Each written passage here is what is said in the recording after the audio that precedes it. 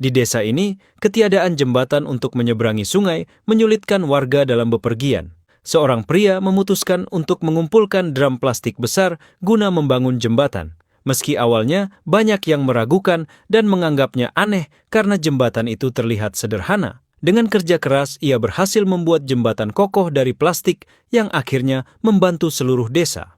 Ini adalah salah satu inovasi yang dapat mengubah limbah jerami padi menjadi tali tambang. Jerami padi kering dimasukkan ke dalam sebuah mesin pemital tali atau straw rope spinning machine. Mesin ini digunakan untuk menenun jerami dengan cara diputar dan hasilnya jerami akan membentuk menjadi tali tambang. Tali tambang ini dapat digunakan sebagai bahan kerajinan seperti topi tas dan berbagai jenis kerajinan lainnya. Mesin yang bernama Sandblaster ini dapat mengubah tulang dan daging menjadi abu dengan semprotan partikel abrasif bertekanan tinggi.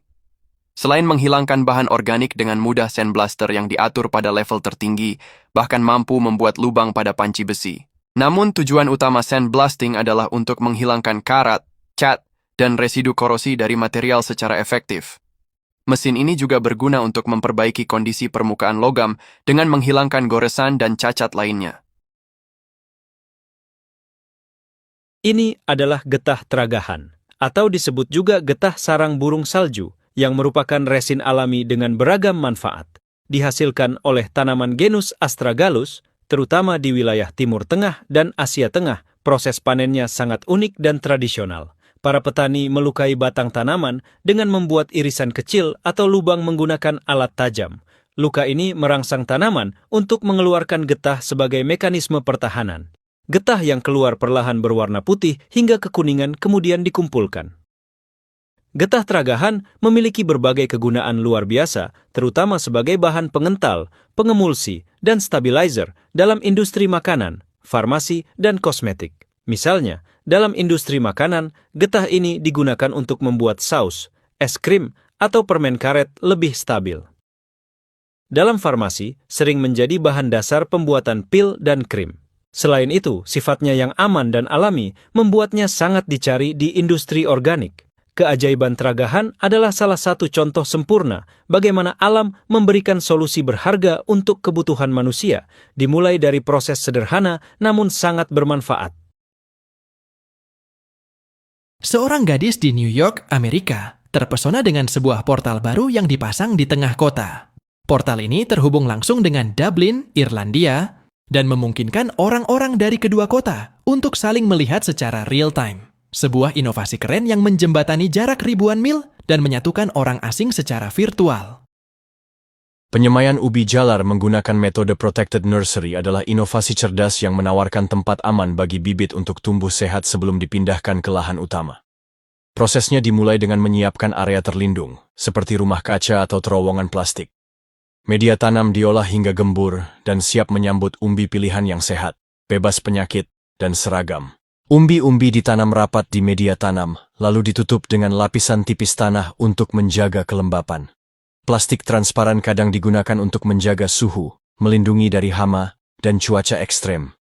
Plastik ini dibuka secara berkala untuk memastikan sirkulasi udara yang baik. Bibit disiram secara rutin untuk menjaga kelembapan tanah. Dalam beberapa minggu, tunas-tunas segar dan kuat akan tumbuh, siap dipindahkan ke lahan utama. Metode ini memastikan bibit tumbuh optimal sejak awal, memberikan harapan panen yang sukses dan melimpah.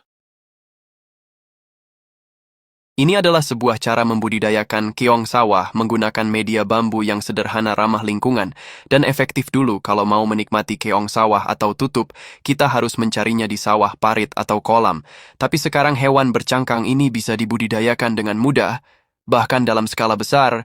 Keong sawah yang sering dijadikan hidangan lezat seperti gulai santan atau tumisan, ternyata punya nilai ekonomis yang cukup baik. Metode budidaya dengan bambu ini sangat menarik. Caranya, potongan-potongan bambu diletakkan di kolam sebagai tempat tinggal keong bambu, bukan hanya memberi ruang nyaman untuk mereka berlindung dan berkembang biak, tapi juga membantu menjaga kualitas air tetap stabil. Selain itu, bambu sebagai media sangat alami dan tidak memerlukan biaya mahal. Jadi sambil membudidayakan keong untuk kebutuhan konsumsi atau bisnis, kita juga menjaga keseimbangan lingkungan mudah dan bermanfaat. Pembersihan boiler adalah langkah krusial untuk menjaga performanya tetap optimal. Jika dibiarkan, residu dari bahan bakar seperti batu bara dapat menumpuk dan menyumbat pipa, mengganggu aliran dan efisiensi panas. Dalam industri seperti pembangkit listrik atau pengolahan logam, boiler umumnya bekerja tanpa henti. Untuk memastikan produksi tetap berjalan lancar, pembersihan biasanya dilakukan saat boiler tetap beroperasi. Metode ini menjaga efisiensi tanpa mengganggu proses produksi, sehingga operasional tetap lancar dan efisien. Lift ini bukanlah lift biasa. Ini adalah lift kapal terbesar di dunia yang pernah dibuat. Keajaiban ini adalah lift pengangkut kapal yang dirancang untuk membantu kapal menavigasi 3 bendungan besar yang indah di Tiongkok. Lift ini mampu mengangkat 9.000 mobil sekaligus, setara dengan gedung setinggi 40 lantai. Proyek menakjubkan ini memakan waktu hampir 5 tahun untuk diselesaikan, dan meskipun konstruksinya sangat rumit, hasil akhirnya benar-benar luar biasa. Dengan biaya sebesar 50 juta dolar, lift kapal raksasa ini menghadirkan inovasi yang mencengangkan. Memiliki ketinggian angkat maksimum 152 meter dan kapasitas berat total hingga 15.500 ton, alat ini efisien menjembatani tantangan transportasi air. Berkat teknologi ini, kapal seberat 3.000 ton kini dapat melintasi bendungan terbesar di dunia hanya dalam waktu 40 menit. Sebelum lift kapal ini dibangun, kapal harus menggunakan sistem kunci 5 tingkat yang memakan waktu hingga 6 jam. Bayangkan air sungai yang keruh dan kotor seketika berubah menjadi bersih. Inilah keajaiban filter air superkilat, teknologi mutakhir yang mampu menyulap air sungai menjadi air yang jernih dan bisa langsung diminum. Prosesnya sederhana namun efektif. Air kotor dari sungai dipompa dan dimasukkan ke dalam tabung filter. Di dalam tabung, air kotor tersebut tersaring melalui filter berbentuk seperti benang kasar yang menangkap kotoran. Pembuatan gorong-gorong adalah pekerjaan yang penuh tantangan, terutama saat harus berhadapan dengan banyak kabel dan pipa bawah tanah. Proses konstruksi menjadi lebih sulit karena risiko tinggi merusak infrastruktur yang ada. Para pekerja harus ekstra hati-hati agar tidak mengganggu atau merusak kabel listrik, pipa air, atau saluran lainnya yang terletak di bawah tanah. Tugas ini membutuhkan keahlian dan ketelitian tinggi untuk memastikan bahwa pekerjaan berjalan lancar tanpa mengganggu layanan penting di sekitar area konstruksi.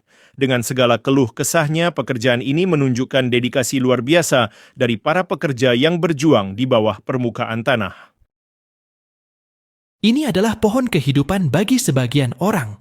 Pohon jatuhba yang tumbuh di daerah Brazil dikenal dengan kemampuannya menghasilkan air yang melimpah. Dengan melubangi bagian batang pohon dan membuka selang yang tertutup, keluarlah air yang mengalir sangat deras. Air tersebut berwarna kemerahan, mirip dengan jus jambu. Biasanya, masyarakat sekitar memanfaatkan air ini sebagai bahan untuk diolah lebih lanjut. Pohon jatuhba memiliki batang berukuran sangat besar dengan kayu yang dikenal sangat keras dan tahan lama. Selain itu, pohon ini menghasilkan air dalam jumlah yang melimpah hingga tak cukup ditampung di botol-botol yang telah dipersiapkan.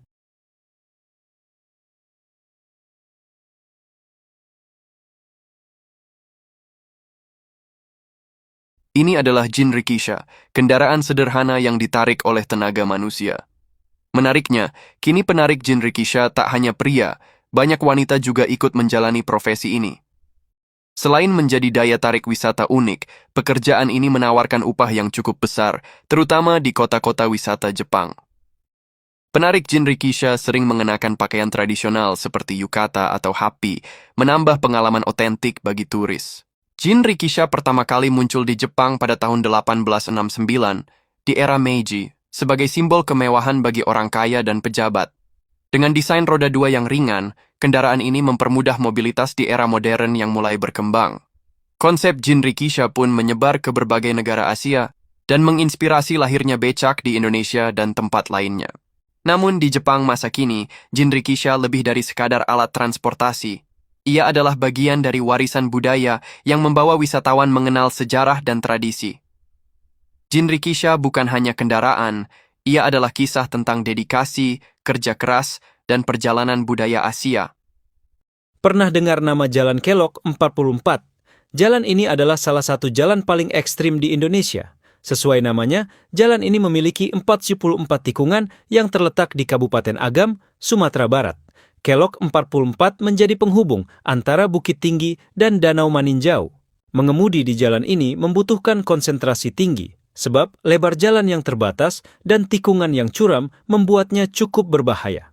Meski demikian, jalan ini juga menawarkan pemandangan yang indah. Dari ketinggian jalan, Anda bisa menikmati panorama Danau Maninjau yang menakjubkan. Kombinasi antara tantangan berkendara dan pemandangan yang mempesona menjadikan Kelok 44 pengalaman yang tak terlupakan.